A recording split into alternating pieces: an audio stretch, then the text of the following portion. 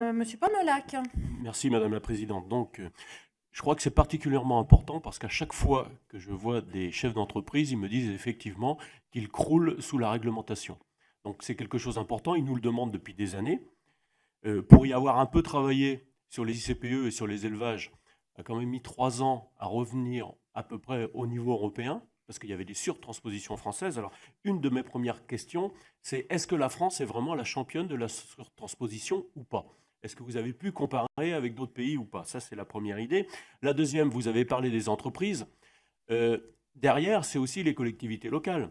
Parce que qui dit entreprise dit CFE, CVAE. Un certain nombre de projets qui ne se font pas, ben, ça veut dire qu'on a des rentrées d'argent qui sont moins importantes dans les collectivités. Et parfois, les collectivités, par l'intermédiaire des syndicats mixtes, sont elles-mêmes à l'initiative d'un certain nombre de projets qui, quelquefois, ne peuvent pas aboutir.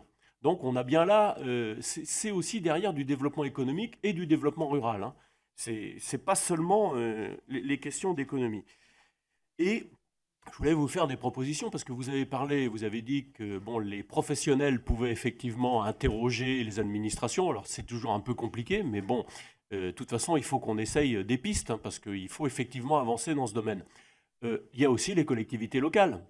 Parce que les collectivités locales, dans un certain nombre de points qui les touchent directement, je pense par exemple au problème de l'urbanisme, demandent des adaptations également. Elles le demandent directement et souvent n'ont aucune réponse. Hein, je pense en particulier à l'adaptation réglementaire. Il y a une région en France qui peut demander l'adaptation réglementaire, c'est la Corse.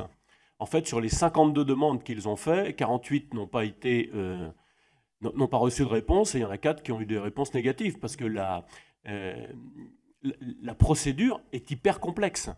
En fait, il faut retourner au Parlement pour changer la loi, ce qui fait que ça se fait effectivement jamais. Donc, et je voulais attirer votre attention également sur un rapport de la Cour des comptes qui dit tout simplement qu'une partie du pouvoir réglementaire devrait être donnée aux collectivités locales. Donc, si on va dans ce sens-là, et je plaide pour ça, eh bien, il faut aussi qu'on trouve les moyens juridiques de pouvoir y aller, peut-être de changer la Constitution, ce sera un de nos prochains projets, mais ça me paraît particulièrement important, d'autant plus que les autres pays d'Europe fonctionnent de cette façon-là, c'est-à-dire que le pouvoir réglementaire, dans un certain nombre de domaines, évidemment pas tous, est directement donné aux collectivités locales. Je vous remercie. Alors, Monsieur Arnaud